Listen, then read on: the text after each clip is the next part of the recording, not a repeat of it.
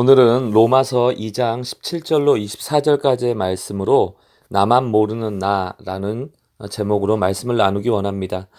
우리가 신앙생활을 하면서 사실 은혜로 우리가 구원을 받았음에도 불구하고 자꾸 시간이 지나면서 내 힘으로 또 내가 가진 자원으로 혹은 은혜 받은 경험으로 아니면 내가 잘 살아보겠다는 어떤 의지로 그렇게 신앙생활을 계속 하려다가 오히려 자만해지고 교만해지는 경우를 많이 봅니다.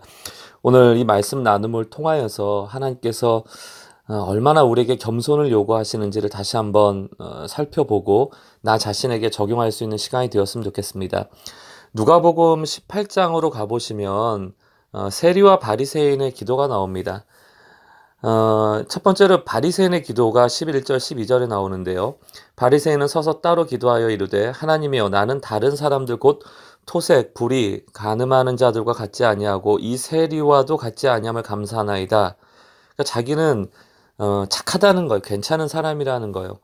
이제 세리는 그 당시 세금을 걷었던 또 유대인들을 좀 착취했던, 착복했던 그런 부정적인 인물이거든요.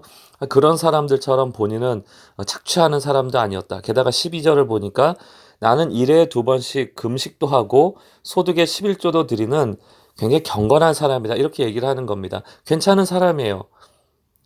두 번째, 세리의 기도를 보면 이와는 반대의 모습입니다. 13절. 세리는 멀리 서서 감히 눈을 들어 하늘을 쳐다보지도 못하고 다만 가슴을 치며 이르되 하나님이여 불쌍히 여기소서 나는 죄인이로소이다 하였느니라. 그렇지 않습니까? 세리는 그 당시 세금을 착복했던 사람이에요. 죄인이라고 하는 게 맞아요. 죄인이라고 기도하는 게 당연합니다. 겉으로 봤을 때 바리새인은 선해 보이고 세리는 악해 보입니다. 그러나 예수님의 평가는 좀 달라요. 누가복음 18장 14절입니다. 내가 너희에게 이르노니 이에 저 바리새인이 아니고 이 사람 세리가 의롭다 하심을 받고 세리한테 책망하고 너 그렇게 살지 말라고 하실 것 같은데 그 착복하고 착취했던 세리를 예수님께서는 의롭다라고 하고 집으로 보냈다는 거예요. 그러면서 그 뒤에 이유가 나옵니다. 무릇 자기를 높이는 자는 낮아지고 자기를 낮추는 자는 높아지리라.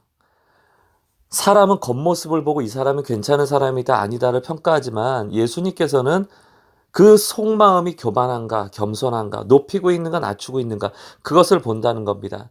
왜 예수님이 이렇게 사람을 바라볼까? 거기에는 전제가 있어요. 그 비유의 핵심에 그 내용이 나눠져 있습니다. 그 비유의 핵심이 뭐냐면 첫 번째, 바리새인이나 세리나 우리 눈에 봤을 때는 괜찮고 좀 악하고 이런 기준으로 보여지지만 예수님의 눈에는 둘 다 의롭지 못한 죄인이에요. 하나님 앞에 나올 때 다 죄인의 모습으로 나오는 것입니다. 그러므로 두 번째, 죄인이 하나님 앞에 나올 때 가져야 될 마음가짐, 태도는 겸손입니다. 누구도 자격이 없어요. 하나님 앞에 당당하고 무례한 사람들, 교만한 사람들입니다. 하나님이 그 자들을 받지 않으신다는 겁니다. 그저 세 번째, 누가 조금 더 착하고 조금 더 나쁜가에 관심 갖는 건 그저 우리들이에요. 사람이에요. 도토리 키재기입니다. 이 본문을 보고 우리 서로 나눠봤으면 좋겠습니다. 우리 중에 바리새인과 세리 중에 어떤 삶을 살아야 된다고 생각하세요? 또 세리처럼 부당하게 착취하는 삶을 살아도 괜찮다, 그래도 의롭다 이런 것을 강조하는 본문일까요? 그렇지 않죠. 겸손에 대한 본문이죠. 오늘 이 비유를 통해서 배우는 교훈이 무엇인지 서로 나누고 또 혼자 예배하신다면 한번 적어보시면 좋을 것 같아요. 그리스도인들이 자주 하는 실수가 무엇인가? 복음으로 시작은 했는데, 은혜로 시작은 했는데, 성령으로 시작은 했는데, 그 마지막은 본인이 괜찮은 사람으로 보여지려는 교만, 자만. 그래서 율법을 내가 마치 다 완성한 것처럼 생각하는 착각에 빠져 있는 그런 실수들을 자주 한다는 거예요. 누구도 율법을 완성하여 의로워질 수 없습니다. 그렇게 되려고 하는 것 자체가 교만이죠. 오늘 로마서 5장 20절. 율법이 들어오는 것은 범죄를 더하게 하려 합니다. 율법의 목적은 그것을 다 지켜라 하는 데 있질 않아요. 율법의 목적은 너의 죄를 깨달아라. 그래서 그리스도인들은 은혜 받은 다음에 이전에는 죄로 여기지 않았던 것들이 지금은 더 죄가 되어져서 죄가 더 많아져요.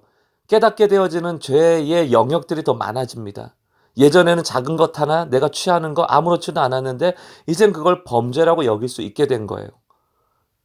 그리고 나서 내가 이렇게 부족한 사람이구나. 그 부족함을 가지고 하나님 앞에 나갈 때 태도가 뭡니까? 당당함입니까? 무례함입니까? 아니죠. 겸손함이죠. 나는 죄인이로소이다. 이 마음으로 하나님 앞에 나가는 것, 그것이 필요하다는 거예요. 그렇게 나갈 때마다 로마서 5장 20절 후반절 뭐라고 되어 있습니까? 범죄를 더하여 나오는 자마다 그러나 죄가 더한 곳에 은혜가 더욱 넘쳤다. 오늘 그리스도인들이 어떻게 사고방식을 하면서 살아가야 될지 제가 좋은 예와 나쁜 예를 좀 보여드리겠습니다. 첫 번째로 좋은 사고방식의 예예요. 율법이 우리에게 죄를 깨닫게 하잖아요. 그럼 어떻게 해야 됩니까? 첫 번째, 내가 어떻게 살아야 되는지를 율법을 통해 알고, 두 번째, 그렇게 살지 못하는 나를 보면서 죄인 의식을 가져야 돼요. 정죄하고 죄책감 가지라는 것이 아니고, 아, 내가 연약하구나. 난 여전히 부족하구나. 그 죄인됨을 깨닫고 나면 세 번째 어떻게 됩니까? 겸손하게 예수 앞으로 나아가 은혜로 의로움을 다시 덧입는 거예요. 얼마나 감사합니까? 네 번째, 감사함으로 다시 내가 순종해 봐야겠다라고 결단하고 기도하는, 이것이 선순환의 고리입니다. 이게 그리스도인들의 사고방식이 되어야 하는데, 잘못된 사고방식이 무엇인가? 율법을 통해 첫 번째 내가 어떻게 살아야 되는지를 알았어요. 기준을 안 겁니다. 두 번째, 그렇게 살지 못하는 죄인된 나의 모습을 깨달았어요.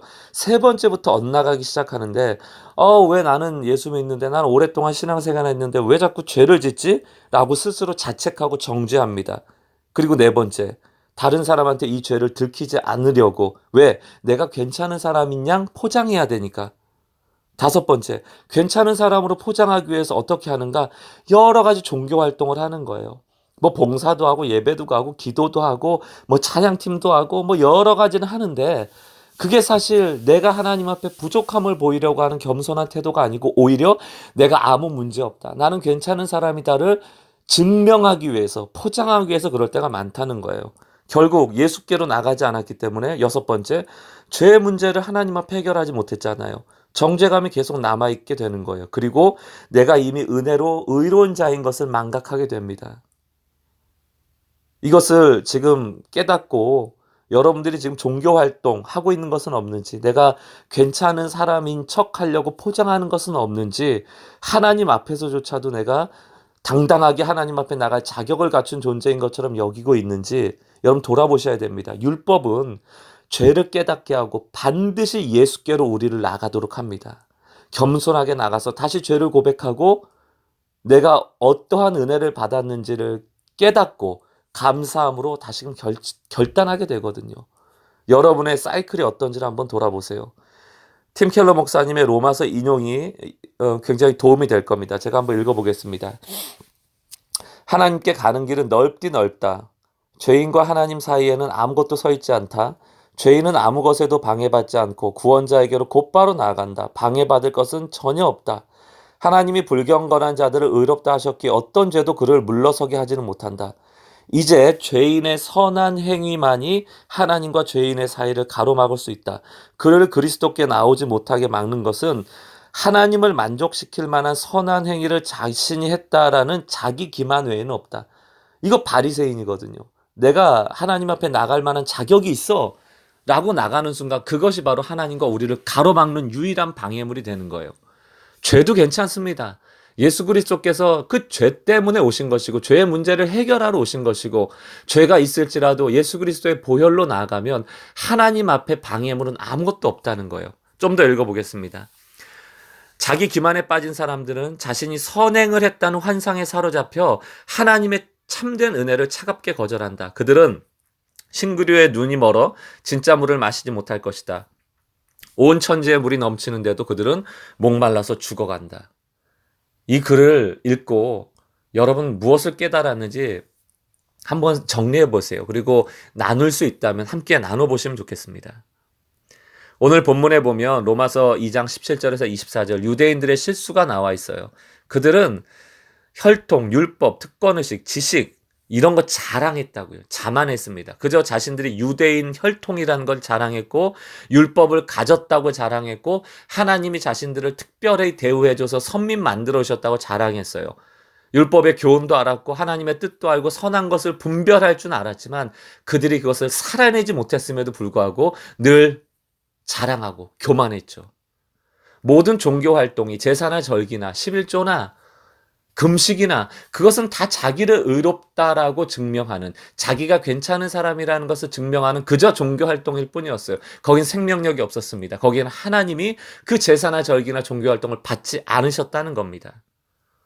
로마서 2장 19절 20절 제가 자뻑 이렇게 썼습니다. 스스로 뻑 가는 거예요. 자기가 대단한 줄 아는 거예요. 벌거벗은 임금님 아시잖아요. 19절 맹인의 길을 인도하는 자요 어둠에 있는 자요 율법에 있는 지식과 진리의 모본을 가진 자로서 어리석은 자의 교사요 어린아이의 선생이라고 스스로 믿으니 다른 사람들이 인정해 주는 게 아니고 본인이 그렇다고 스스로 믿으니 교회 공동체 안에 얼마나 많은지 몰라요. 스스로를 자랑하고 스스로를 괜찮다 여기는 분들 말이죠. 벌거벗은 임금님과 같았던 유대인들 그 모습이 우리는 아니지 봐야 되는 것입니다. 로마서 2장 23절 율법을 자랑하는 내가 율법을 범함으로 하나님을 욕되게 하느냐 기록된 바와 같이 하나님의 이름이 너희 때문에 이방인 중에서도 모독을 받는도다.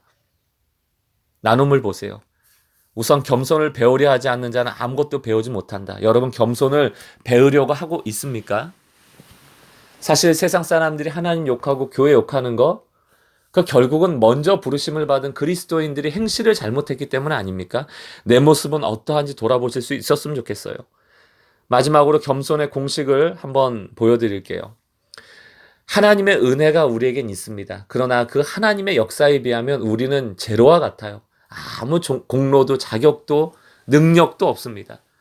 그런데 아무것도 가진 것도 없으면서 마치 자기가 곱하기 인양, 곱하기 인생으로 살아가는 분들이 계세요. 그런 분들은 하나님 은혜 곱하기 0, 이게 돼서 결국 제로, 내 인생에 아무것도 남지 않은 하나님의 은혜 주셨음에도 불구하고 곱하기 0 인생, 교만한 인생, 자만한 인생, 거기에는 아무것도 남는 게 없어요. 하나님께 영광이 돌아갈 게 없습니다. 그러나 더하기 인생들, 하나님의 은혜에 나를 더할 때 나는 아무것도 아니지만 하나님의 은혜가 내 인생 가운데 차고 넘치는 것을 경험하게 될 것입니다. 이 더하기 인생이 바로 겸손한 인생이죠.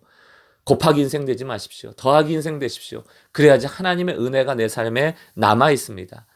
야고보서 4장 6절 10절 말씀 그러나 더욱 큰 은혜를 주시나니 그러므로 일렀을 때 하나님이 교만한 자를 물리치시고 겸손한 자에게 은혜를 주신다 하였느니라.